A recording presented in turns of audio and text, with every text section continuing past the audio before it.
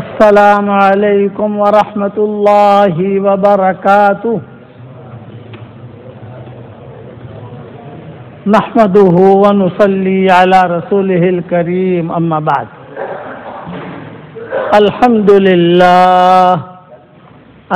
لله نحمده ونستعينه ونستغفره ونؤمن به ونتوكل عليه ونعوذ بالله من شرور أنفسنا ومن سيئات أعمالنا ونعوذ بالله من شرور أنفسنا ومن سيئات أعمالنا ونعوذ بالله من شرور أنفسنا ومن سيئات أعمالنا من يهده الله فلا مضل له ومن يضلله فلا هادي له ونشهد أن لا إله إلا الله وحده لا شريك له ونشهد أن سيدنا ومولانا محمدا عبده ورسوله صلى الله عليه وعلى آله وأصحابه وبارك وسلم تسليما كثيرا كثيرا. أما بعد فأعوذ بالله من الشيطان الرجيم. بسم الله الرحمن الرحيم. يا أيها الذين آمنوا اتقوا الله وكونوا مع الصادقين. وقال الله سبحانه وتعالى يا أيها الذين آمنوا اذكروا الله ذكرا كثيرا وسبحوه بكرة وأصيلا هو الذي يصلي عليكم وملائكته ليخرجكم من الظلمات إلى النور وكان بالمؤمنين رحيما. تحيتهم يوم يلقونه سلام وأعد لهم أجرا كريما. يا أيها النبي إنا أرسلناك شاهدا ومبشرا ونذيرا وداعيا إلى الله بإذنه وسراجا منيرا. وبشر المؤمنين بأن لهم من الله فضلا كبيرا. ولا تطع الكافرين والمنافقين ودع أذاهم وتوكل على الله وكفى بالله وكيلا. صدق اللہ العظیم. قابل احترام بھائیوں، دوستوں اور بزرگوں اور مائیں اور بہنیں اور بیٹیاں جو گھروں میں سنتی ہیں، ہر بیان سننے والا اور ہر بیان سننے والی یہ تین قسم کے ہوتے ہیں، چوتھی قسم نہیں ہوتی. ایک قسم ہوتی ہے طالب کی، جس کے دل میں طلب ہو تو اللہ تعالیٰ اسے بہت نوازتا ہے، الگ الگ چیزوں سے ملتی ہے، وہ جو ہے چل پڑتی ہے راستے پر. دوسری قسم ہے ناقد کی، تنقید کرنے والا، کرٹیسائز کرنے والا کہ جو ہے نکتہ چینی کرے، اس میں کچھ نہ کچھ میم شین قاف نکالے، غلطیاں نکالے، اس کو اللہ تعالیٰ محروم کر دیتے ہیں. اور تیسری قسم ہوتی ہے قانع کی، قناعت کرنے والا. ہاں بھئی یہ قصہ تو میں نے سنا تھا، ہاں یہ بات تو مولانا کے سبق میں نے سنی تھی، ہاں یہ حدیث تو مجھے یاد ہے، ہاں یہ مثال مولانا کی یہ تو مجھے یاد ہے. قناعت تو وہ نہ اوپر جاتا ہے نہ نیچے آتا ہے، وہ لٹکا اٹکا رہتا ہے. اس لیے طالب بن کر آدمی سنے تو اللہ تعالیٰ اسے دے گا. طلب والے کو اللہ دیتا ہے، ناقد کو بھی نہیں دیتا، اسی طریقے پر قانے کو بھی نہیں دیتا، وہ دونوں کو اللہ محروم کر دیتا ہے. جب ہماری مجلس سے نکل جاؤ. کسی کہنے والے نے کہا ہے کہ بھئی کہ تو مجھے اپنی بزم سے نکال مت دینا، لوگ مجھے سمجھے مسکین و حقیر و تنکی. شاعر کہتا ہے. اب ساؤتھ افریقہ والوں کے اشعار کہاں سمجھ میں آئیں گے؟ بیچاروں کو اردو سمجھ میں آ جائے غنیمت ہے. کہ لوگ سمجھے مجھے مسکین و حقیر و تنکی، وہ نہ کہہ دے کہ میری بزم کے قابل نہ رہا. اللہ اپنی بزم میں سے نہ نکالے. حضرت سلمان فارسی، ان کی عمر 250 سال کی ہوئی ہے. 250 سال، یعنی 250 سال کی ان کی عمر میں سارے علماء کا اتفاق ہے، کوئی مخالفت نہیں کرتا. اور بعض علماء نے ان کی عمر 300 سال بھی لکھی ہے، لیکن اس میں علماء کا اختلاف ہے. 250 سال کی عمر. یہ ایران کے تھے، شہزادے تھے، ایرانی تھے سلمان فارسی. ایک آپ کو چٹکلا سناتا ہوں. چٹکلا تو سمجھتے ہو نا بھائی؟ چٹکلا ہم جو کہ نہیں سکے گجراتی میں، تمہاری انگلش میں سکے جوک. آپ کو حدیث کی بات جو کہہ رہا ہوں حدیث کی بات نہیں ہے. یہ کہ جس چیز کے پیچھے بھی نون آئے گا نا، نون وہ یا تو ایک دم ٹاپ ہوگا یا ایک دم نیچے ہوگا، بیچ بیچ کا نہیں ہوگا. مثلا قرآن نون ہے ٹاپ، دین نون ہے ٹاپ، رمضان نون ہے ٹاپ، شعبان نون ہے ان کا ٹاپ. اب دیکھتے جاؤ کہ جس کے اندر بھی نون اخیر میں آئے گا وہ ایک دم ٹاپ ہوں گے، ایک دم نیچے ہوگے. شیطان نون ہے نیچے، فرعون نون ہے نا بھائی نیچے، کہ قارون نون ہے نا نیچے. اسی طریقے پر ملکوں میں ایران نون ہے نا. اب دیکھتے جاؤ وہ کیسے دنیا کو نچاتا ہے، ساری دنیا کو. یمن، میمن، مومن، عثمان، سلمان، نعمان. میری بیٹی ہے ہمارے یہاں، تو اس کے جتنے بھی رشتہ دار ہیں وہ سب نون نون والے ہیں. جو اس کو بلا کر کہتا ہوں وہاں نظام الدین میں، بیٹی دیکھ تیرے گھر میں جو ہے سلمان بھی ہے آخر میں نون، نعمان بھی ہے آخر میں نون، صوبان بھی ہے آخر میں نون. یہ سارے نون والے ہیں، سنبھال کے رہنا بیٹا. ابھی پتہ نہیں ٹاپ جاتے ہیں کہ نیچے آتے ہیں، یہ خبر نہیں پڑتی. آپ سمجھے؟ تو یہ سلمان فارسی جو تھے یہ ایران کے تھے. سلمان بھی ٹاپ یعنی نون اور ایران میں نون. لیکن ایک بات کہتے تھے سلمان فارسی. اچھا یہ بات میں نے جو سنائی ہے یہ قرآن حدیث کی نہیں ہے، یعنی یہ علماء کا ایک تجربہ رہا ہے. علماء کا تجربہ رہتا ہے جو کتابیں لکھتے ہیں، جو بڑے بڑے بیانات کرتے ہیں، بہت بڑی بڑی تفسیریں لکھتے ہیں، تو وہ ان کو ایک تجربہ ہوتا ہے کہ جس کے آخر میں نون آئے گا یا تو ایک دم ٹاپ ہوگا یا ایک دم نیچے ہوگا. اب آپ دیکھتے جاؤ تو آپ گھر جا کر ذرا تھوڑا سا دھیان سے بیٹھ کر سوچنا، میاں بیوی بیٹھ کر آپ کو سمجھ میں آئے گا ہاں یار اولو ٹاپ چھن اولو نیچے سے بچنو نہیں مڑے. تو سلمان فارسی کا میں طلب پر سنا رہا ہوں یہ بات. سلمان فارسی آسمان کی طرف دیکھتے تھے. آسمان آخر میں نون ہے ٹاپ، زمین یہ بھی نون ہے، اس سے کتنا فائدہ ہوتا ہے ہم کو. غلہ نکلتا ہے، پانی نکلتا ہے، کھیتی نکلتی ہے، پھل فروٹ نکلتے ہیں.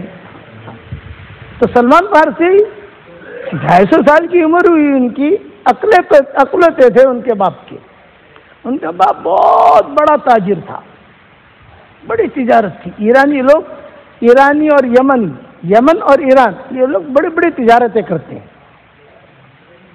بہت بڑی بڑی تجارتیں ہوتی ہیں ان کی. اور اللہ تعالیٰ نے کچھ ان کے ہاتھ میں ایسی چیزیں رکھی ہیں کہ ان کا مال دنیا کے اندر بکتا بھی بہت. ہم دیکھتے ہیں نا سعودیہ کے اندر بڑے بڑے محلات ان لوگوں کے ہوتے ہیں، بڑے بڑی چیزیں. مدینہ منورہ میں بڑے بڑے ان کے شاپنگ سینٹر ہے ایرانیوں کے اور یمنیوں کے.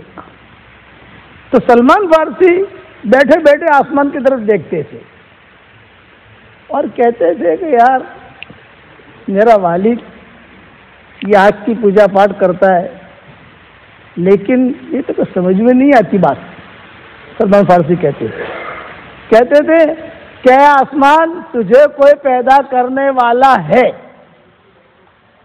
کون ہے مجھے پتا نہیں ہے لیکن ہے۔ ستاروں کو دیکھتے تھے، تجھے کوئی پیدا کرنے والا، اتنا بڑا نظام، سردی کا، گرمی کا، ہواؤں کا، سمندروں کا، جانوروں کا، کوئی ہے چلانے والا۔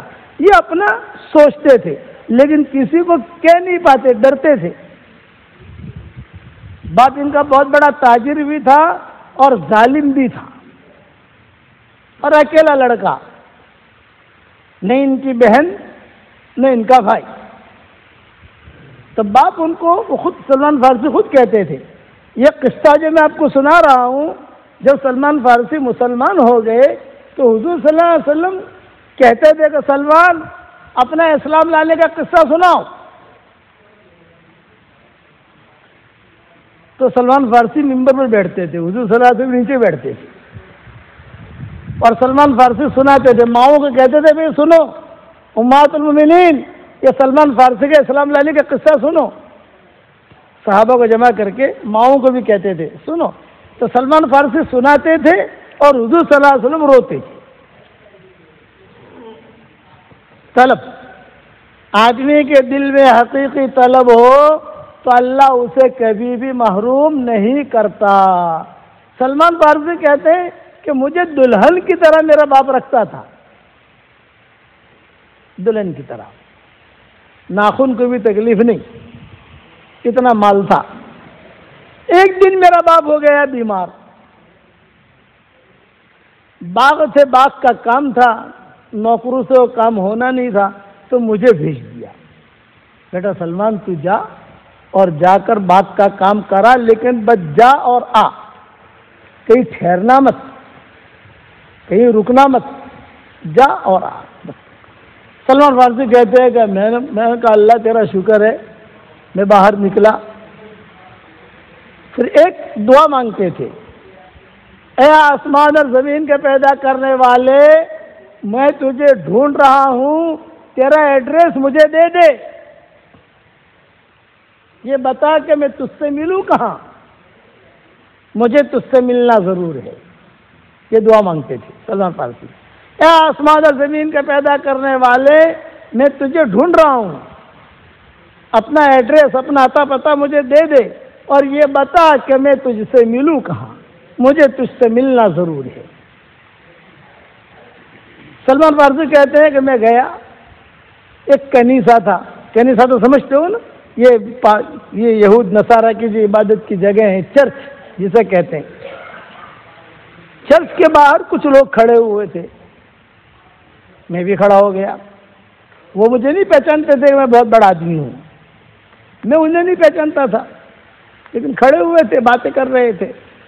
میں نے کہا بھائی آپ لوگ کھڑے ہو، کیوں کھڑے ہو یہاں؟ طلب، جس کے دل میں حقیق، میرے والد صاحب رحمۃ اللہ علیہ فرماتے تھے سگریٹ پینے والے کو سگریٹ کی طلب ہوتی ہے، شراب پینے والے کو شراب کی طلب ہوتی ہے، بیڑی پینے والے کو بیڑی کی طلب ہوتی ہے، اخبار پڑھنے والے کو صبح ہوتی ہے اخبار کی طلب ہوتی ہے۔ اتنی طلب بھی اگر ہمارے دل میں ہدایت کی آ گئی تو اللہ تعالی ہمیں بہت بڑا قطب بنا دے گا۔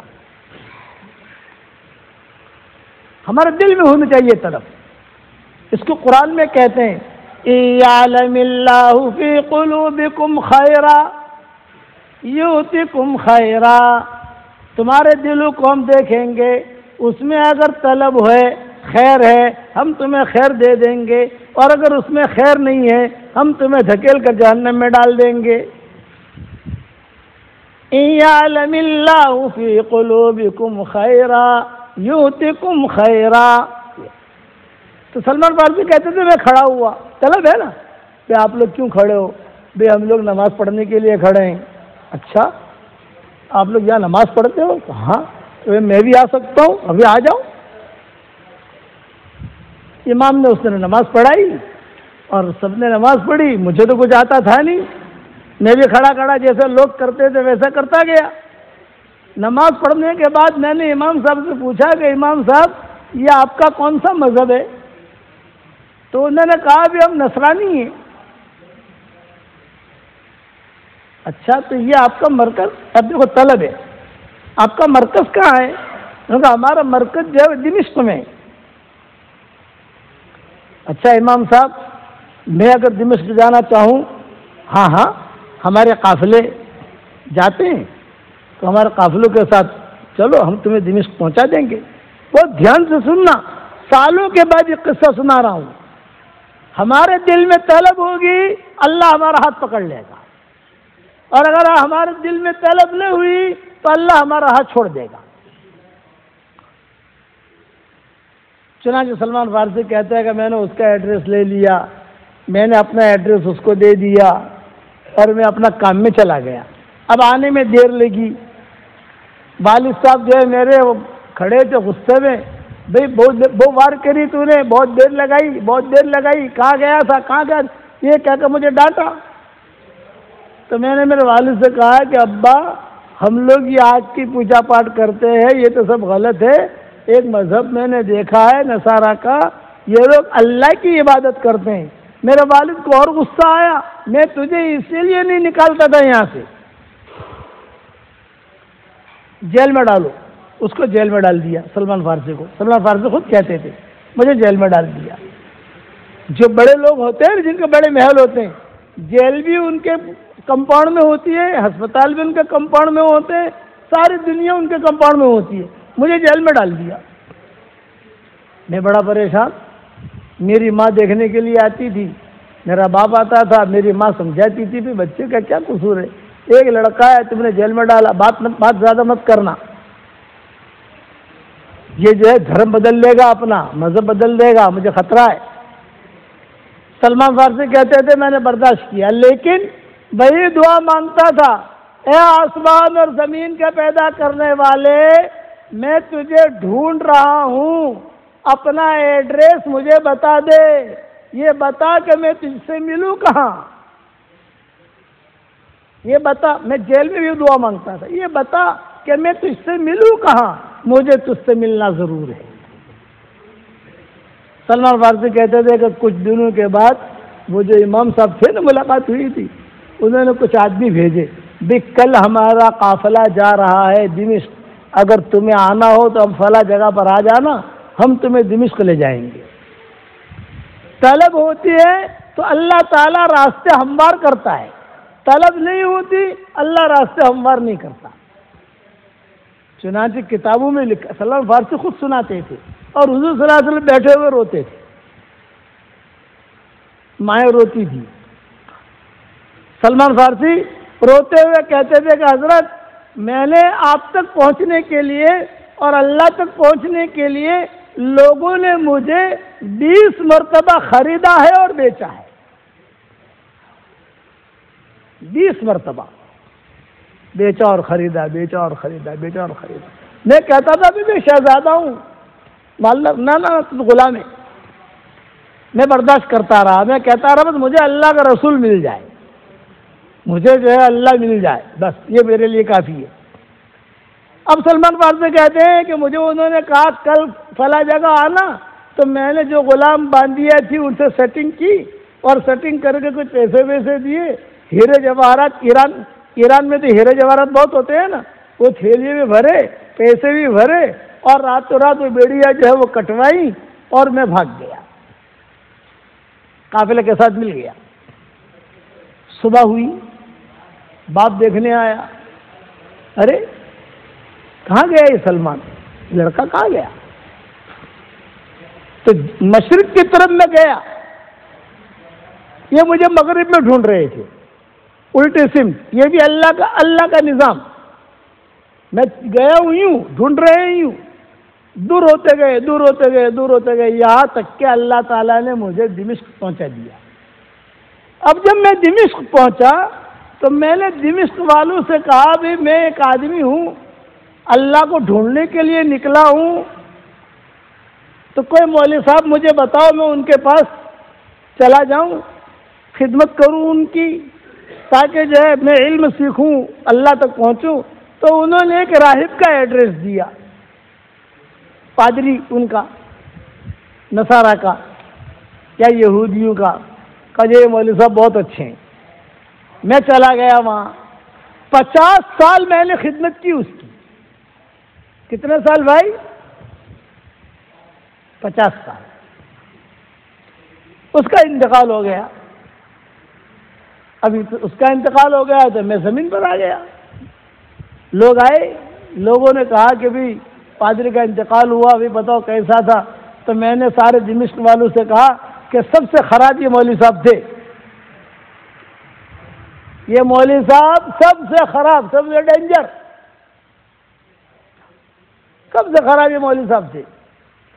تو سارے گاؤں والوں نے کہا ارے یہ تو ہمارا امام تھا، ارے تمہارا امام گڑبڑ خطرناک آدمی تھا۔ ارے تم کیسے کہتے ہو کہ خراب آدمی تھا؟ یہ تو آؤ میرے ساتھ، سلمان فارسی کہتے ہیں۔ خادم کو تو سب پتا ہوتا ہے نا کہ مولوی صاحب کیا کر رہے ہیں۔ ارے بتاؤ تو صحیح، بیوی تو سب جانتی ہی نہیں جانتی، اور شوہر بیوی کو پہچانتا ہے، بیوی شوہر کو جانتی ہے۔ حشر کا میدان میں بیوی اگر کہہ دے میرا شوہر اچھا تھا، اللہ کہیں گے معاف معاف، جا، زیادہ نہیں پوچھنا۔ یا شوہر کہہ دے میری بیوی اچھی تھی، اللہ کہیں گے okay, every thing is okay, جنت میں جاؤ بھائی۔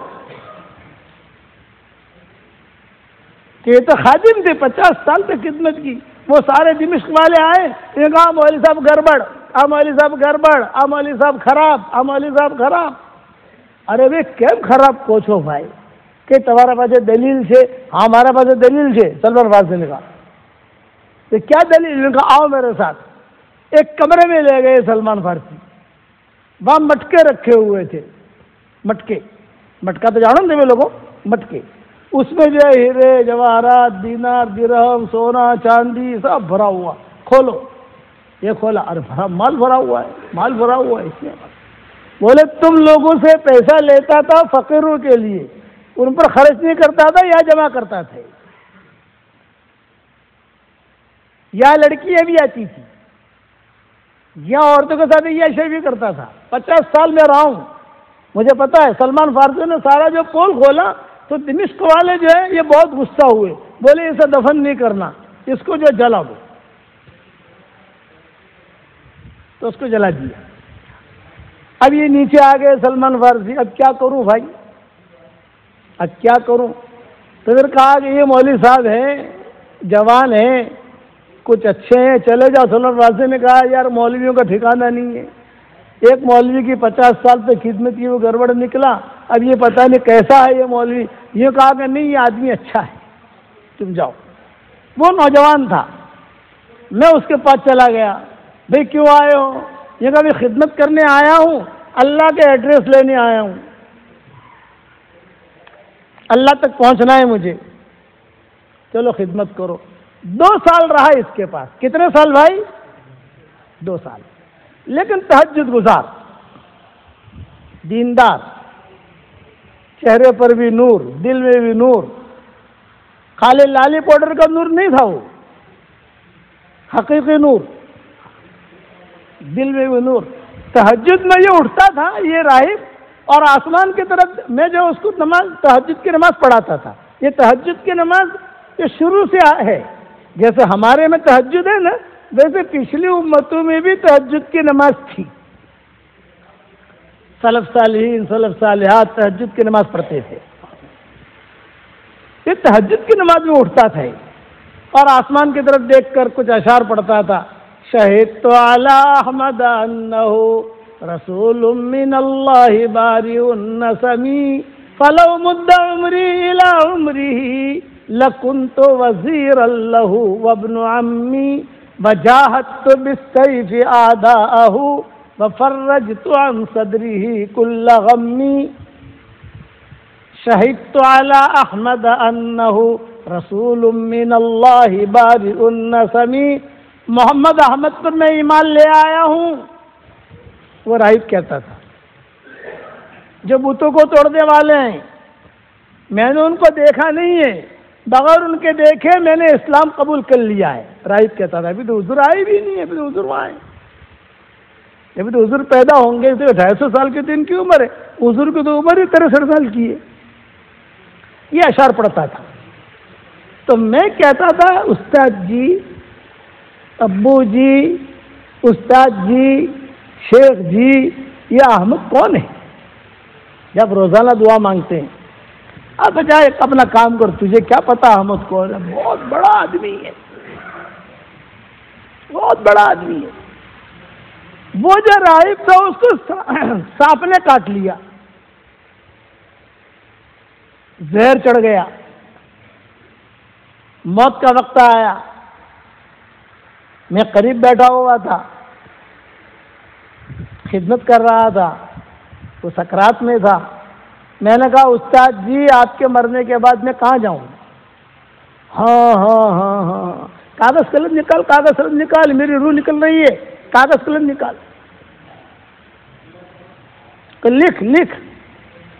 تو یہاں سے حجاز چلے جانا جہاں کھجور کے درخت بہت ہیں، نمبر 1. نمبر 2، ایک آدمی تجھے ملے گا، اس کا نام ہے محمد احمد، جو روزانہ میں دعا میں کہتا تھا نا، وہ آدمی تجھے وہاں ملے گا. نمبر 3، اس آدمی کی 3 علامتیں ہوں گی. ایک علامت یہ ہوگی کہ وہ ہدیہ قبول کرتا ہے. دوسری علامت یہ کہ وہ صدقہ قبول نہیں کرتا. اور تیسری علامت یہ کہ اس کے یہاں پر نبوت کی مہر ہے. بس یہ آدمی تجھے ملے، نام محمد احمد ہو اور چاروں طرف کھجور کے درخت ہوں اور اس کی 3 علامتیں ہوں، تو کئی دائیں بائیں دیکھنا مت، اس کے ہاتھ میں ہاتھ دے جانا اور اس کا دھرم قبول کر لینا اور میرا سلام بھی کہہ دینا. سلمان فارسی کہتے ہیں کہ میں نے لکھ لیا اور اس کا انتقال ہو گیا. اب سارے کے سارے دمشق والے آئے، بھیا کیوں ہو تو آ گڑبڑ ہو تو کہ سارا ہو تو یہ کیسا تھا؟ تو میں نے سب گاؤں والوں سے کہا کہ یہ بہت اچھا آدمی تھا، بہت اچھا آدمی. گاؤں والوں نے جو ہے اس کو دفن کیا عزت کے ساتھ کہ گڑبڑ نہیں تھا، یہ بہت رونے دھونے والا آدمی تھا. اب سلمان فارسی کہتے ہیں کہ اس کا دروازہ تو بند ہو گیا، اب میں کہاں جاؤں؟ میں رستے پر آ گیا. دیکھو اللہ کو ڈھونڈنے کے لیے نکلے، اے آسمان اور زمین کا پیدا کرنے والے، میں تجھے ڈھونڈ رہا ہوں، اپنا ایڈریس مجھے بتا، اپنا عطا پتہ بتا، مجھے تجھ سے ملنا ضرور ہے. علماء نے لکھا ہے آج بھی اگر یہ دعا کوئی مانگے گا تو اللہ اسے مل جائے گا. میں تجھے ڈھونڈ رہا ہوں. آج تو اللہ کو ملنا بہت آسان ہے، مسجد ہے، قرآن ہے، علماء ہے، دعوت کا کام ہے، ہمارا واٹس ایپ کا سبق ہے. الحمدللہ گھروں میں اللہ پہنچاتا ہے، تھوڑا تھوڑا سنو. سلمان فارسی کہتے ہیں میں آج ایک قافلہ جا رہا تھا. بھائی کہاں جا رہے ہو؟ یہ کہ حجاز جا رہے ہیں. بھائی مجھے بھی لے چلو. ٹھیک ہے بھائی آ جاؤ. قافلے میں شریک ہو گیا. لیکن وہ قافلے والے لوگ جو تھے نا وہ بد دل تھے، خراب تھے. انہوں نے دیکھا کہ છોકરો જે છે ને એના પાસે પૈસા બહુ છે, આના પાસે પૈસા બહુ છે અને આ એકલો છે, ये अकेला है और ऐसा लगता है कि इसके पास पैसा बहुत है. सब काफिले वालों ने मिलकर मशवरा किया इसके सारे पैसे लूट लो और उसको गुलाम बनाकर बेच दो. नीयत खराब. तबुक तक मैं गया, मैं पहचान नहीं सका, भोला भाला आदमी. बाद लोग भोले भाले होते हैं ना, दिल में आया जो कह दिया, उसमें सामने वाले ने प्लान बना लिया. तबुक आया. तबुक जब आया तो तबुक में खजूर का दरख्त बहुत. तो मैंने लोगों से पूछना शुरू किया, भाई यहाँ कोई मोहम्मद अहमद नामी है आदमी तबुक में? नहीं भी नहीं, कोई नहीं है. तुम लोगों ने नाम सुना है? नहीं भी नहीं, हम नहीं जानते मोहम्मद अहमद कौन है. अब ये काफिले वालों ने मिलकर मेरा सारा सामान ले लिया, सारा सामान, और मुझे बांध दिया. और बांध कर जैसे हमारे यहाँ घोड़ों का बाजार होता है ना, बकरों का बाजार, ऊँटों का बाजार, उस जमाने में गुलामों का बाजार होता था. غلاموں کے بازار میں مجھے مارتے مارتے لے گئے، سارے میرے ہیرے جواہرات پیسے کپڑے سب چھین لیے، اور وہاں جا کر کہا یہ ایرانی غلام ہے، کون خریدے گا؟ ایران کے لوگ تھوڑے مضبوط ہوتے ہیں نا، تو صاحب لوگوں نے بولیاں لگائی، میں اتنے میں خریدوں گا، اتنے میں خریدوں گا، اتنے میں خریدوں گا، لے کر انہوں نے جو کسی نے مجھے خرید لیا، انہوں نے بیچ دیا۔ جب مجھے بیچا تو میں نے جو سیٹ تھا میرا اس کو کہا کہ میں غلام نہیں ہوں، میں تو شہزادہ ہوں، انہوں نے مجھ پر ظلم کیا ہے۔ لیکن وہ کیا کرنے لگے، ارے تیرے ایگریمنٹ میں یہ لکھا ہے کہ تو ایسا بولے گا، سمجھ گئے نا؟ تارا ایگریمنٹ میں یعنی ایسے خراب لوگ تھے، پیسہ تو لے لیا اور ایگریمنٹ میں پوائنٹ لکھی کہ یہ ایسا بولے گا، وہ ایگریمنٹ میں لکھا ہوا تھا۔ تو سلمان فارسی کہا یار میں تو اور پھنسا، چلو تبوک میں رہا۔ اب تبوک میں رہا، لوگوں نے بیچنا شروع کیا مجھے، یہاں تک کہ کوئی عالم آئے یہودی، وہ مجھے لے کر خیبر چلے گئے۔ کہاں پر؟ خیبر۔ خیبر پہنچا تو وہاں پر بڑے بڑے علماء رہتے تھے یہود کے، ایک بہت بڑا علماء کا وفد آیا مدینہ سے، یہودیوں کا، بڑے بڑے علماء تھے، عبداللہ ابن سلام اور وہ بڑے بڑے لوگ علماء، خیبر ان کا مرکز تھا یہودیوں کا۔ وہ آئے تو انہوں نے کہا یار یہ غلام اچھا ہے، خریدیں گے ہم، چنانچہ خرید لیا۔ جب خرید لیا تو میں نے کہا بھائی میں غلام نہیں ہوں، بولے تیرے ایگریمنٹ میں لکھا ہے تو ایسا بولے گا۔ تو 20 مرتبہ میری نیلامی ہوئی ہے۔ کتنی مرتبہ بھائی؟ 20 مرتبہ، صحیح روایتوں میں آتا ہے۔ وہ کہتے تھے، حضور روتے تھے کہ بیچارہ 20 مرتبہ بکا ہے، بیچا ہے، لوگوں نے خریدا ہے، بیچا ہے، خریدا ہے، لیکن میں کبھی بھی روتا نہیں تھا، میں ہنستا تھا، اے اللہ کوئی بات نہیں، تیرا ایڈریس مجھے مل جائے میرے لیے کافی ہے، تو مل جائے بس۔ چنانچہ ایک بہت بڑے عالم تھے، وہ مجھے خرید کر مدینہ منورہ لے جانے کے لیے تیاری، وہ مدینہ رہتے تھے وہ، لیکن خیبر جب میں گیا تو خیبر سے مدینہ منورہ قریب ہے۔ میں کھجور کے درخت کے اوپر چڑھتا تھا، صرف یہ نظر ڈالتا تھا تو مدینہ منورہ سے جو ہوائیں آتی تھی ان ہواؤں میں مجھے رسول اللہ صلی اللہ علیہ وسلم کی خوشبو محسوس ہوتی تھی کہ مانو نہ مانو میں قریب ہوں، مانو نہ مانو میں قریب ہوں، لیکن منزل کہاں ہے مجھے پتا نہیں ہے، ہوں قریب۔ وہ یہودی جو عالم تھے وہ لے کر مجھے مدینہ کی طرف گئے۔ جب مدینہ منورہ کے حدود میں داخل ہوا اور میں نے وہاں کے کھجوروں کے درخت دیکھے اور وہاں کی ہوائیں دیکھی تو سلمان فارسی کہتے تھے کہ مدینہ کے کھجور کے درخت کے ہر پتے سے اے اللہ کے نبی آپ کا نور ٹپکتے ہوئے میں محسوس کرتا تھا، دیکھتا تھا، ہر پتے سے محمد کا نور ٹپک رہا ہے، محمد کا نور ٹپک رہا ہے۔ یہاں تک کہ وہاں ایک علاقہ ہے باب العوالی، آج کل میرا مکان وہی ہے باب العوالی میں، وہاں بہت بڑا باغ تھا ایک عالم کا، مجھے انہوں نے وہاں جا کر مینیجر بنا دیا، میں بن گیا مینیجر، اور میرے ہاتھ کے نیچے 400 غلام اور 200 باندیاں، باغ میں کام کرنے والے، سب سے حساب کتاب لینا، یہ کرنا وہ کرنا، اور میں بن گیا مینیجر۔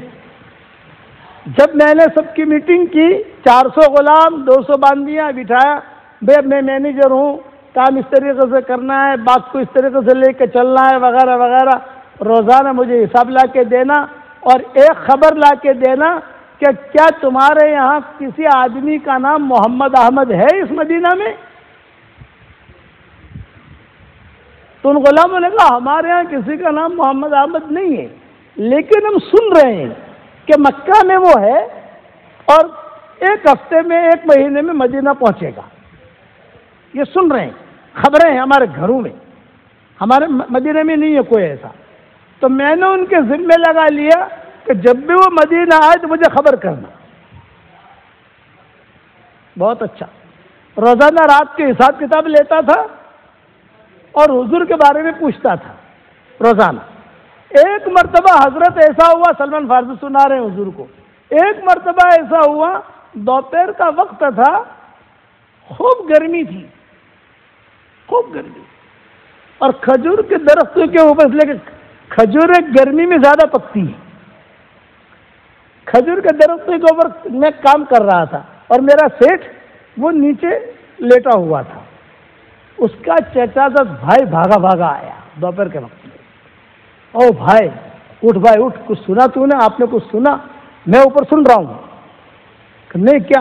کیونکہ ایک آدمی آیا ہے قبا میں، اس کا نام محمد احمد ہے، وہ نبوت کا دعویٰ کر رہا ہے، اور سارے اوس خزرج اور ہمارے بھی کچھ یہودی علماء یہ سارے کے سارے اس کے ارد گرد بیٹھے ہیں. تو جب یہ دونوں بھائی باتیں کر رہے تھے، میں نے سنا محمد احمد، میں نے سنا قبا، میں نے سنا نبوت کا دعویٰ کر رہا ہے. بس میں تو ایک دم ہچکیاں میرے بن گئی اور کہا اللہ تیرا ایڈریس مل گیا، مجھے تیرا ایڈریس مل گیا، تیرا ایڈریس مل گیا، تیرا ایڈریس مل گیا. وہ جو میرا سیٹ تھا اس کا چچا تو بھائی جب چلا گیا، میں آہستہ آہستہ نیچے اترا اور میں سیٹ کے پاس جا کر تھوڑا پاؤں دبانے لگا. تو سیٹ نے کہا ابھی کیوں آئے ہو؟ یہ کہا سیٹ آپ کا بھائی کچھ بات کر رہا تھا، قبا، مدینہ منورہ، محمد احمد، نبوت. تو سیٹ کو غصہ آ گیا اور ایک تھپڑ مارا. ارے تو باغ میں کام کر، یہ تو بڑوں کی باتیں ہیں، کہاں سن رہا ہے تو ہماری باتیں، کیا اپنا کام کر. خیر میں نے برداشت کر لیا، چلا گیا باغ میں. رات کو جب سو گئے، سیٹ بھاگ گیا، سب چلے گئے، باندیاں چلی گئی، غلام چلے گئے، میں اکیلا مینیجر تھا. تو رات کو میں نے کھجوریں لی، اور قبا کا رستہ تو مجھے پتا تھا. میں جو آہستہ آہستہ اندھیری رات میں کھجوریں لے کر قبا پہنچا پیدل، اور لوگوں سے پوچھا میں سنا ہے مکہ سے کوئی محمد احمد نامی آدمی آئے یہاں؟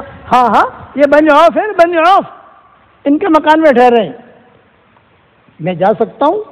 ہاں ہاں چلے جاؤ. سلمان فارسی کہتے ہیں میں گیا، کچھ صحابہ بیٹھے ہوئے تھے، وہ اٹھے، اب کمرے میں میرے اور حضور کے علاوہ کوئی نہیں، میں اور حضور صلی اللہ علیہ وسلم، کوئی نہیں. حضور صلی اللہ علیہ وسلم نے صرف اتنا پوچھا بھئی آپ کون ہو، کہاں سے آئے ہو؟ تو سلمان فارسی نے کہا کہ میں ایران سے آیا ہوں اور یہاں مدینہ میں ملازم ہوں، مینیجر ہوں. اس کے علاوہ کچھ بھی پوچھا آپ نے. پھر جو ہے سلمان فارسی کہتے میں نے کھجوریں آگے کر دی. یہ کہا حضرت یہ کچھ صدقے کی کھجوریں لایا ہوں، قبول فرما لیں. آپ نے فرمایا نہیں بھائی میں اللہ کا نبی ہوں، سب سے کمال نہیں کھاتا، واپس کر دی. میں نے کہا میرے استاد کی ایک علامت پوری ہو گئی، کہا تھا نا سب سے کمال نہیں کھاتے. میں نکل گیا. بعد میں پتہ چلا کہ حضور صلی اللہ علیہ وسلم ابوئی بنساری کے مکان پر آئے. ابوئی بنساری کا مکان باب الاوالی سے بہت قریب، 10 منٹ پیدل چلے آدمی باب الاوالی سے. ہمارے گھر سے ہم جب پیدل چلتے ہیں تو 10-15 منٹ میں پہنچ جاتے ہیں مسجد نبوی میں. وہیں پر ہمارا مرکز ہوتا تھا مسجد نور. تو سلمان فارسی کہتے تھے کہ پتہ چلا کہ اب یہاں آئے ہیں قریب.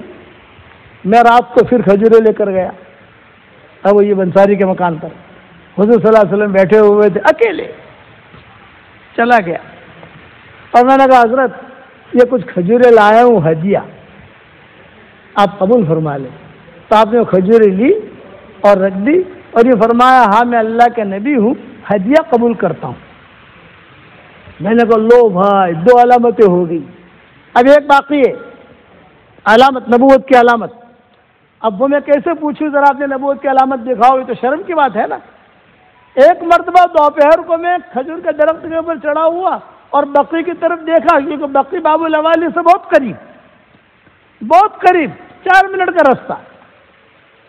میں نے دیکھا تو حضور بقی میں موجود ہے، ایک جنازہ آیا ہے، سارے صحابہ موجود ہیں. تو میرے دل میں یہ بات آئی کہ یار 2 مرتبہ تو میں نے رات میں ملاقات کی، اب ذرا دن میں بھی جا کے ملاقات کروں. تو میں نے باغ میں ذرا دائیں بائیں دیکھا، میرا سیٹ ہے تو نہیں، واڑیل ٹٹو جیسا تھا. وہ جو سیٹ تھا نا اڑیل چٹو جیسا تھا یہودی، میں دیکھا، اس نے کہا، باندیوں نے کہا، غلاموں نے کہا وہ ہے نہیں، وہ چلا گیا ہے وہ، چلو اچھا ہے بھائی۔ تو میں بقی میں آ گیا، حضور صلی اللہ علیہ وسلم باریک ململ کا کپڑا پہنے ہوئے تھے، یمن کا باریک ململ کا، اور ایک چٹان ہوتی ہے نا، چٹان پہاڑ کی، اس کے اوپر بیٹھے ہوئے تھے، اور سارے صحابہ سامنے بیٹھے ہوئے تھے، اور کچھ صحابہ جو قبر تیار کر رہے تھے۔ غالباً عثمان ابن مظعون کا جنازہ تھا، حضرت عثمان ابن مظعون کا جنازہ تھا، سب سے پہلے بقی میں دفن ہونے والے حضرت عثمان ابن مظعون ہیں۔ آپ نے فرمایا ہمارے قافلے کا یہ مقدمۃ الجیش ہے، ہمارے قافلے کا پہلا آدمی۔ میں صحابہ کے پیچھے جا کر بیٹھ گیا۔ جب صحابہ کے پیچھے جا کر بیٹھا تو میں نے ایک بات دیکھی کہ تیز ہوائیں چلتی ہیں تو حضور صلی اللہ علیہ وسلم کا قمیص مبارک جو ہے نا وہ پیچھے سے جو اڑتا ہے، تو میرے دل میں یہ بات آئی کہ ارے تو غلط جگہ بیٹھا ہے، تو حضور کے پیچھے جا کر بیٹھ جا اور ہوا کا انتظار کر، جب ہوا خود تیز چلے گی اور قمیص مبارک جو ہے وہ اڑے گا تو نیچے سے دیکھ کر اپنا وہ مہر نبوت دیکھ لینا تو۔ یہ میرے دل میں بات آئی۔ سلمان فارسی کہتے ہیں فقمت، تو میں کھڑا ہوا، ثم مشیت، تو پھر میں چلا۔ جب میں چلا تو حضور صلی اللہ علیہ وسلم کی آنکھیں بھی میرے ساتھ ساتھ چل رہی تھی، اور سارے صحابہ بھی مجھے دیکھ رہے تھے۔ یہ سارا مجمع سناٹے سے بیٹھا ہے، ایک آدمی پیچھے سے چلے گا تو ظاہری بات ہے کہ لوگ دیکھیں گے، اور حضور صلی اللہ علیہ وسلم نے دیکھا مجھے بیٹھتے ہوئے، اور جب میں کھڑا ہوا تو بھی حضور نے دیکھا۔ ثم مشیت، تو میں چلا تو بھی حضور نے مجھے دیکھا، لیکن میں جو چلا تو حضور برابر گہری آنکھوں سے، محبت بھری آنکھوں سے پورا مجھے دیکھ رہے ہیں۔ یہاں تک کہ پیچھے آ کر میں بیٹھا تو حضور صلی اللہ علیہ وسلم بھی میری طرف مڑ گئے اور مجھے ایک جملہ کہا، اے میرے بھائی سلمان، 2 علامتیں آپ نے دیکھ لی، تیسری علامت دیکھنے آئے ہو، ہوا کا انتظار مت کرو۔ اپنا قمیص حضور نے خود اوپر کیا۔ عربی کے جملے یہ، یا اخی سلمان رأیت علامتین بترید الثالث لا تنتظر الہوا فرفع قمیصہ۔ اے میرے بھائی سلمان، 2 علامتیں تو نے دیکھ لی، تیسری علامت دیکھنے آیا ہے، ہوا کا انتظار مت کر۔ حضور نے اپنا قمیص اوپر کیا، کہا یہ علامت بھی دیکھ لے، تو میں نے حضور صلی اللہ علیہ وسلم کی مہر نبوت کو بوسہ دیا اور میں نے کہا اشہد ان لا الہ الا اللہ واشہد انک رسول اللہ۔ یہ طلب تھی، ایران سے اٹھایا، حالات پر حالات آئے اور اللہ تعالیٰ نے حضور تک پہنچا دیا، رضی اللہ تعالیٰ عنہ بن گئے۔ سلمان فارسی نصیحت کرتے تھے میرا انتقال ہو جائے تو مجھے اسی جگہ دفن کرنا، اس جگہ پر اللہ نے مجھے اسلام دیا ہے۔ اور ایک روایت میں آپ نے فرمایا ہنی اللہ کا یا سلمان، اے سلمان تیرے لیے خوشخبری ہے، لوگ جنت پر عاشق ہیں اور جنت تجھ پر عاشق ہے۔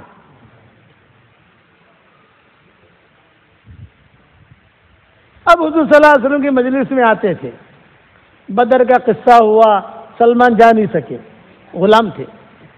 احد کا قصہ ہوا، سامنے احد تو سامنے ہی ہے، سلمان فارسی جا نہیں سکے، لیکن حضور صلی اللہ علیہ وسلم کی مجلس میں آتے تھے تو حضور صلی اللہ علیہ وسلم کہتے تھے بھائی سلمان کچھ پیسے دے دلا کر چھٹی لے لو نا اس سے۔ تو سلمان فارسی کہتے تھے کہ حضرت بہت اڑیل چٹو جیسا ہے، یہ بالکل مانے گا نہیں، آپ کوشش تو کرو۔ آپ نے فرمایا تم کوشش تو کرو۔ چنانچہ سلمان فارسی جو سیٹھ کے پاس آئے اور سیٹھ کے پاس آ کر یوں کہا بھائی میں غلام تو ہوں نہیں، شہزادہ ہوں، یہ جو ایگریمنٹ بنا ہے وہ غلط بنا ہے، کچھ پیسہ دے دلا کر مجھے چھٹا کر دے، میں تو مسلمان ہو گیا ہوں تاکہ میں حضور کے ساتھ رہوں۔ اس نے کہا نہیں نہیں نہیں نہیں، تیرا جیسا غلام کہاں ملے گا، اتنا اچھا کام کرتا ہے، اتنا سستا، میں روزانہ پیچھے پڑ گیا، بھائی تو مجھے آزاد کر دے یار، پیسہ لے لے۔ تو اس نے ایسی رقم مانگی، پیسہ دے گا؟ ہاں بھی دوں گا، بتا کیا چاہیے تجھے؟ یہ کہا 40 اوقیہ سونا دے، 40 اوقیہ سونا بہت زیادہ ہوتا ہے، گولڈ. اب ان کے پاس تو 10 روپئے بھی نہیں ہے سلمان فارسی کے پاس، اور یہ مانگ رہا ہے 40 اوقیہ سونا. اور دوسرا، یہ میری زمین ہے، اس میں کھجور کے 300 درخت لگا، ہر درخت پر پھل آ جائے پھر تیری چھٹی. 2 شرطیں، زمین پر 300 درخت لگا، وہ درخت بڑا ہو جائے، پھل آ جائے، اور اس کا ایک ایک کھجور مجھے کھلا، اور 40 اوقیہ سونا دے، اور یہ تو پھر تیری چھٹی. Highly impossible. کیوں؟ کھجور کا درخت 2 سال میں تیار نہیں ہوتا. باپ جو ہے کھجور کا درخت اگاتا ہے، بیٹا اور پوتا جا کے کھاتا ہے. یہ نہیں ہوتا کہ 2 سال میں تیار ہو گیا. تو یہودی نے ایسی شرط لگائی. حضور صلی اللہ علیہ وسلم کے پاس آئے، بھئی کیا ہوا؟ حضرت وہ 40 اوقیہ سونا مانگ رہا ہے، اور زمین ہے 300 درخت لگاؤ اور وہ اگ جانے. آپ نے فرمایا دیکھو سلمان، گھبراؤ مت، بلاؤ ابوبکر کو، ابوبکر آؤ، عمر آؤ، علی آؤ، عثمان آؤ، سب کو بلایا. آپ نے فرمایا سب اس کی مدد کرو، کھجور کے پودے لاؤ. کسی نے 10 پودے دیے، کسی نے 15 پودے دیے، کسی نے 30 پودے دیے. سب پودے لے کر چلو میرے ساتھ. حضور صلی اللہ علیہ وسلم خود چلے اور صدیق اکبر سے کہا کھودو. صدیق اکبر نے کھودا. حضور صلی اللہ علیہ وسلم نے وہ پودے لیے، اور وہ پودے حضور نے خود نہیں لگائے، 300 پودے حضور نے لگائے اور برکت کی دعا کی. بہت کم مدت کے اندر وہ کھجور تیار، درخت تیار. سلمان فارسی جو نمبر لگا لیے 1 2 3 300 تک، جو کھجور آتی جا کر کے دیتے. وہ کہتا ہے کہ یہ تو جادو ہے. وہ کیا کہتا صرف اس کا، یہ کہ جادو ہے، جادو اتنا جلدی تو نہیں ہو سکتا. ارے بھائی ہے تیرے سامنے، دیکھ. وہ خود آ کر کہتا، یوں کر کے دیکھتا، ارے میں خواب تو نہیں دیکھ رہا ہوں. ارے بھائی تو کیا خواب دیکھ رہا ہے؟ تو دیکھ رہے تیری زمین ہے، یہ درخت ہے. 300 درخت تیار ہو گئے. اب حضور صلی اللہ علیہ وسلم نے پھر پوچھا کیا ہوا بھائی؟ حضرت کھجوریں تو آ گئی اور وہ شرط تو پوری ہو گئی، لیکن 40 اوقیہ سونا. ہاں. آپ نے فرمایا ہاں ہاں، جاؤ جاؤ عائشہ کے گھر جاؤ اور عائشہ سے کہو کہ آج جو سونا ہدیے میں آیا ہے وہ تمہیں دے دے. حضرت بلال حضرت سلمان چلے گئے. امی جان حضور نے بھیجا ہے، وہ آج جو سونا ہدیے میں، کان کی بالی کا سونا تھا تھوڑا سا، آج جو سونا ہدیے میں آیا ہے حضور صلی اللہ علیہ وسلم نے مانگا ہے، منگوایا ہے. تو حضرت عائشہ نے اندر سے جواب دیا، حضور سے کہنا یہ تو میرے لیے ہدیہ آیا ہے. عورتوں کو سونے سے محبت ہوتی ہے نا، یہ فطری ہے. میرے لیے آیا ہے. حضرت سلمان نے آ کے کہہ دیا. آپ نے فرمایا جاؤ کہو ہاں آپ کے لیے آیا ہے لیکن ہمیں دے دو آپ. حضرت سلمان نے آیا بھی، حضور تو پھر مانگ رہے ہیں. تو حضرت عائشہ نے غصے میں وہ اپنے کمرے کے اندر سے وہ جو تو بالی کے برابر سونا تھا یوں پھینکا، یوں، سمجھتے ہو نا، غصے میں. لو. حضرت سلمان نے آ کر حضور کو دیا اور کہا بھی کہ حضرت خوش ہو کے نہیں دیا، تھوڑا سا یوں ڈالا ہے. آپ سمجھتے ہو نا، یہ گھر ڈالتی ہے ایسا. اور وہ حضرت سلمان تو سمجھ گئے کہ آپ نے فرمایا کوئی بات نہیں، وہ تو گھر کی چیز ہے، میں سمجھا دوں گا اس کو، اور دوسری جگہ سے آئے گا ہم دے دیں گے. ہدیے آتے رہتے تھے نا، دے دیں گے. جاؤ یہ سونا لے کر دو تمہارے سیٹ کو. سلمان فارسی کھڑے رہے. یہ کیوں کھڑے ہو؟ کہا تھا 40 اوقیہ مانگ رہا ہے، یہ تو اونٹ کے منہ میں زیرہ ہے، یعنی یہ تو کچھ بھی نہیں ہے. آپ نے فرمایا یعنی خلاصہ کلام یہ کہ جو اللہ کم مدت میں کھجور کے درختوں کو اگا سکتا ہے، وہ اللہ اس کے وزن کو بڑھا بھی سکتا ہے. اس کے نزدیک کیا مشکل ہے؟ لے جاؤ. چنانچہ سلمان فارسی کہتے ہیں وہ میں جو ہے سونا لے کر گیا اور سیٹ سے کہا کہ لاؤ ترازو، سونا لایا ہوں. اچھا لاؤ بھائی ترازو لاؤ. ترازو رکھا گیا اور وہ سونا رکھا تو ٹھیک 40 اوقیہ تھا اور میں آزاد ہو گیا. حضور کے پاس آیا, حضور سے ملا اور بہت رویا, الحمدللہ میں آزاد ہو گیا, میں آزاد ہو گیا. اس زمانے میں مشورے چل رہے تھے خندق کے. خندق تو سلمان فارسی کہتے تھے خندق کی ذمہ داری میری. ایران میں کس طریقے سے دشمن کا مقابلہ کرتے ہیں, خندقیں کھودتے ہیں, مجھے معلوم ہے, اس لیے حضرت یہ ذمہ داری مجھے دے دو. آپ نے فرمایا سلمان کی ذمہ داری, تو سلمان فارسی کے مشورے سے خندقیں کھودی گئی اور مسلمان کامیاب ہوئے. جب مسلمان کامیاب ہوئے تو سارے کے سارے انصار کہنے لگے کہ سلمان منا. انصار کہتے سلمان ہم میں سے, لیکن ان کا تو مدینہ میں کوئی تھا ہی نہیں, نہ بندہ نہ پرندہ, کوئی ہے ہی نہیں ان کا, تو یہ تو ایران سے آئے ہیں, کوئی رشتہ داری نہیں. تو انصار کہنے لگے سلمان منا, سلمان ہمارا خاندان کا ہے. مہاجرین کہنے لگے سلمان منا, ہمارے خاندان کا ہے. آپ نے فرمایا سلمان تمہارا بھی نہیں, سلمان تمہارا بھی نہیں, سلمان منا اہل البیت, سلمان تو میرے خاندان کا ہے. یہ لقب دیا حضور صلی اللہ علیہ وسلم نے کہ میرے خاندان کا ہے سلمان. بڑی لمبی تفصیل ہے, دوسری مرتبہ اللہ لائے گا تو انشاءاللہ سناؤں گا. پھر سلمان فارسی کی شادی کہاں ہوئی, کون سی لڑکی نے ان کو پسند کیا, ان کی کون سی اولاد ہوئی, کہاں گورنر بنے, کہاں ان کی قبر ہوئی, کہاں ان کی زندگی گزری. لیکن مجھے تو سنانا تھا طلب پر طلب تھی حقیقی. ایران سے اٹھے, مدینہ منورہ پہنچایا, نبی کا ساتھ بھی دیا, رضی اللہ تعالیٰ عنہ بنے. اور حضور نے کہا کہ سلمان لوگ جنت کے عاشق ہیں اور جنت تیری عاشق ہے. ایک مرتبہ ان کی بیوی اور ان دونوں میں لڑائی ہو گئی. اب کتنے قصے سناؤں یار, چلو بعد میں سناؤں گا. آج ایک ہدیہ دینا چاہتا ہوں آپ لوگوں کو, قبول کرو گے بھائی؟ ارے بھائی یہ شہر کا نام بھی یاد تو نہیں ہے مجھے, خالی یوسف پٹیل کا گاؤں یاد ہے, یوسف پٹیل کا گاؤں اتنا یاد ہے. دیکھیے ایک ہی آدمی کا نام یاد ہے, یوسف پٹیل. 2 دن سے سن رہے ہیں یوسف پٹیل. تو آپ جو بھی تمہارا یہ نام ہو گاؤں کا, آپ لوگوں کو ایک ہدیہ دینا چاہتا ہوں, قبول کرو گے انشاءاللہ؟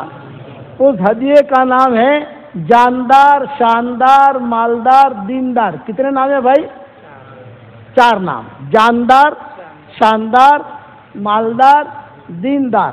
آپ حضرات سے کہتا ہوں کہ آپ نے ساؤتھ افریقہ میں بہت پراپرٹیاں بنائی ماشاءاللہ, باغات بھی لے لیے, فارم بھی بنا دیے, فلیٹ بھی لے لیے, زمینیں بھی لے لی, یہاں سے پیسے انڈیا بھیج کر وہاں پر بھی کچھ نہ کچھ بنا لیا, سب کچھ کر لیا.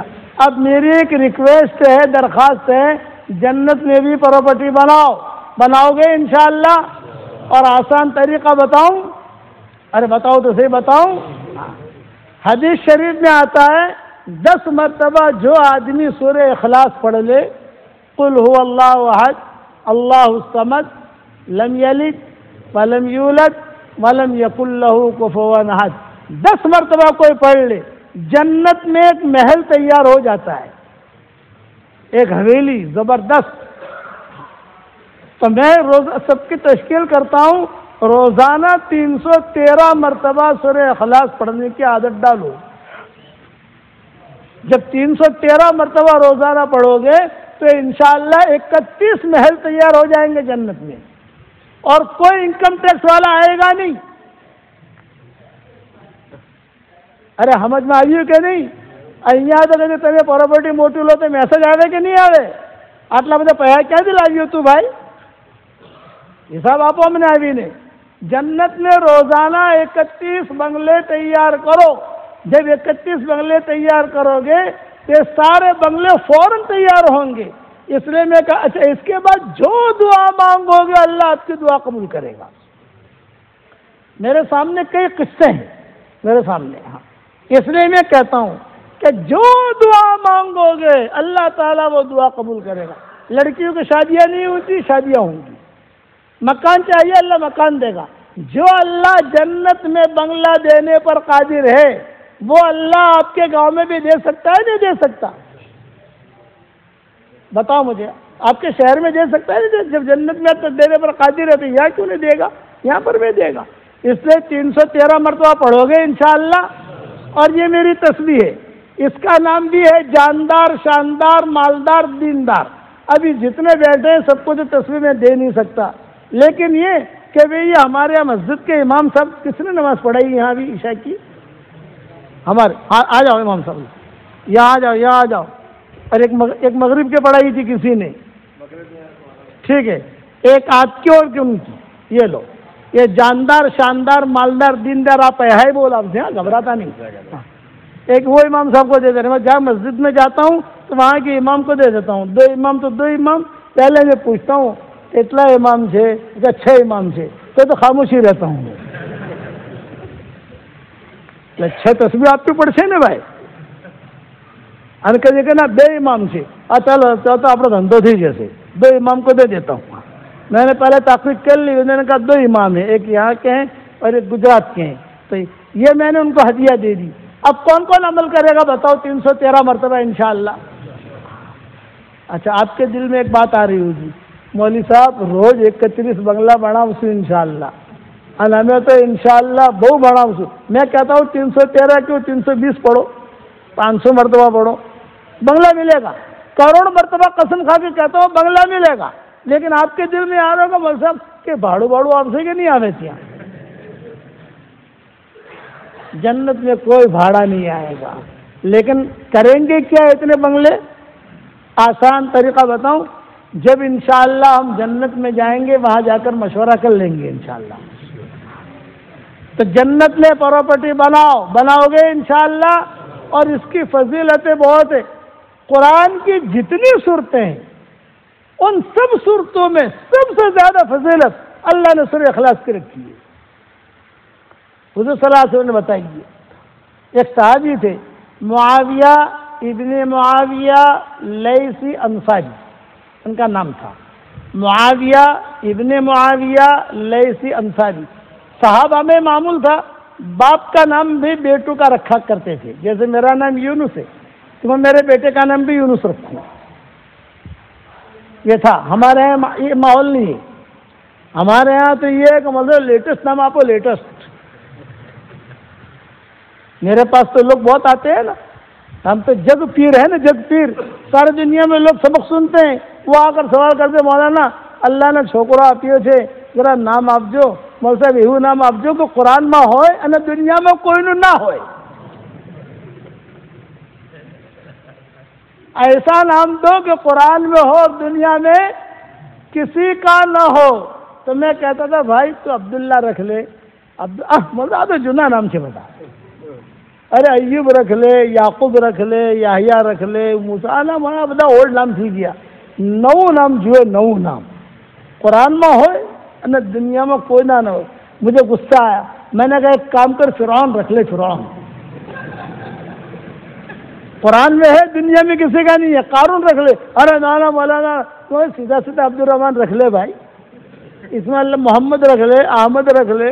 اس میں ناموں میں اللہ نے برکت رکھی ہے. آپ سمجھے کہ نہیں؟ تو ایک صحابی تھا ان کا نام تھا معاویہ ابن معاویہ لیثی انصاری. ان کا انتقال ہو گیا. حضور صلی اللہ علیہ وسلم تبوک میں تھے، انتقال ہوا ان کا مدینہ میں. حضرت جبریل آئے، حضرت انتقال ہو گیا اس کا، معاویہ ابن معاویہ لیثی انصاری کا. حضرت کیا کریں، جنازے کی نماز ہم وہاں پڑھ لیں مدینہ میں یا تبوک لاویں ان کا جنازہ؟ آپ نے فرمایا نہیں تبوک لاؤ. سارے فرشتے مدینہ منورہ سے جنازہ اٹھا کر کہاں لائے بھائی؟ تبوک. 600 650 700 750 کلومیٹر ہے وہاں سے مدینہ منورہ سے. لمبا سفر، میں نے کئی مرتبہ سفر کیا سرخ کے اوپر. اچھا لائے، حضور نے جنازے کی نماز پڑھ لی. پھر جبریل پوچھ رہے ہیں حضرت یہاں دفن کر دیں تبوک میں یا بقی میں؟ آپ نے فرمایا نہیں کہ بقی میں دفن کرو. فرشتے جانے لگے لے کر جنازہ. تو حضور صلی اللہ علیہ وسلم نے حضرت جبریل سے پوچھا جبریل اس کا اتنا اعزاز کیوں ہوا؟